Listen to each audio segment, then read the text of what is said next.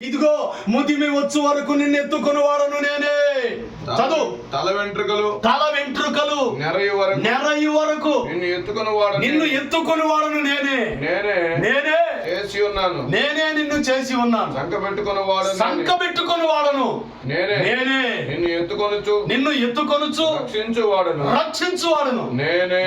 కొట్టు చప్పట్లు దేవునికి మహిమ కలుగును గాక. కలబరందలరవా.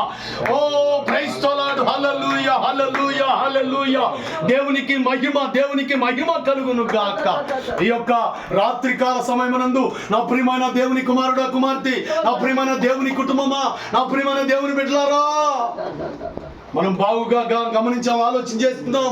ఇక్కడ మరి యెహోషువ గ్రంథంలో 3:5 ఏమంటాడు అంటే, ఇదిగో రేపు నేను మీ మధ్యలో అద్భుత కార్యములను చేయబోతున్నాను, అద్భుత కార్యములను చేయబోతున్నాను మీ ఎడల అని నీ దేవుడు నీతో మాట్లాడుతున్నాడు. నీ దేవుడు మనుషుడు కాదు, నీ దేవుడు నీతో మాట్లాడుతున్నాడు. అందుకు 7 రకాల మరి పరిస్థితుల్లో మన కుటుంబం ఉండాలి. అంటే దేవుడు వద్దన్నవి వదిలేయాలి, ఆయన చెప్పినవి మనం చేస్తూ ముందు కొనసాగాలి. అలా కొనసాగుతున్నప్పుడు ఆయన ఉపదేశమును అంగీకరించే వారికి మేలు ఖచ్చితంగా జరుగుతుంది. దేవునికి మహిమ కలుగును గాక. నీవు నీ కుటుంబం ధన్యతతో నింపబడి ఉంటావు. దేవునికి మహిమ కలుగును గాక. అలాగనే మరి మత్తయి సువార్త 8:17 చదివిస్తుంది, ఆయన మన రోగములను భరించాడు, ఆయన స్వస్థపరచు దేవుడే ఉంటున్నాడు, దెయ్యములు వెలగొడుతున్నాడు, స్వస్థపరుస్తున్నాడు, అద్భుతాలు చేస్తున్నాడు. అనేక రోగాలన్నీ యేసు నామములో అవి లైవ్ అయిపోతున్నాయి. అంత గొప్ప కార్యాలు నీ ఎడల దేవుడు చేయు దేవుడై ఉంటున్నాడు. దేవునికి మహిమ కలుగును గాక. ఏమండి, 46వ అధ్యాయం 4వ వచనం యెషయా గ్రంథములో, ముదిమి వచ్చు వరకు నిన్ను ఎత్తుకుని నేనే, నిన్ను చంక పెట్టుకుని వాడను నేనే, నా కుమారుడా నా కుమార్తెని. ఇది 2026 సంవత్సరంలో ఈ దినాన ఒక నూతనమైనటువంటి కోణములో నీతో మాట్లాడుటకు నీ దేవుడు సిద్ధపడి ఇక్కడ దైవజనులు నడిపించారు. దేవునికి మహిమ కలుగును గాక. నిన్ను బలపరచుటకు దేవుడు ఇక్కడ మీ మధ్యకు వచ్చాడు. ఇదిగో నీతో నాతో మనతో మనందరినీ బలపరచుటకు ఈ రోజు దేవుడు మాట్లాడుతున్నాడు. నీకు నాకు ఏదైనా అసాధ్యమేమో కానీ నీవు నేను అందరూ నమ్మిన దేవునికి అసాధ్యమైనది ఏమియో లేదండి. కాబట్టి మన జీవితాలలో దేవుడు చెప్పింది చేద్దాం, దేవుడు నడవమన్నట్టుగా నడుచుకుందాం.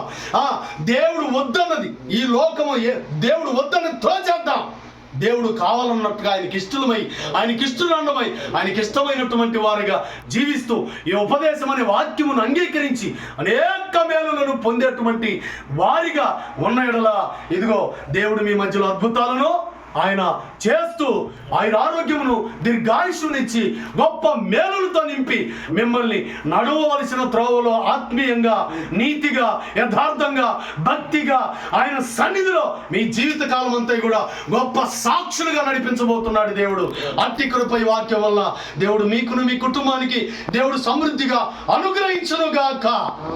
మీ బలహీనతలన్నీ ప్రభు తొలగించి ఆరోగ్యం ఇచ్చి అద్భుతాలు చేయను గాక. మీ యొక్క అసహనమును తొలగించి నిరీక్షణతో దేవుడు మిమ్మల్ని బలపరచును గాక. ఈ వాక్యం అనే ఈ నీతి ద్వారా, ఈ సత్యము ద్వారా, ఈ భక్తి ద్వారా మీ కుటుంబాన్ని వెళ్ళిపోయిన సంవత్సరంలో కన్నా ఈ 2026 సంవత్సరంలో ఇంకా నూతనమైన కోణములో, నూతనమైన సాక్షులుగా, నూతనమైన బలము చేత, నూతనమైన ఆరోగ్యము చేత, నూతనమైనటువంటి సాతాను శక్తులను వాటిని ఎదిరించే కృప దేవుడు మీకు అనుగ్రహించును గాక.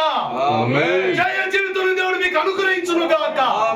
ఆయన అద్భుతాలను పొంది, దేవుని కార్యములను పొంది ఆయన సాక్షులుగా మీరు వర్ధిల్లుదురు గాక. ఆమేన్ ఆమేన్ ఆమేన్. Praise the Lord. హల్లెలూయా.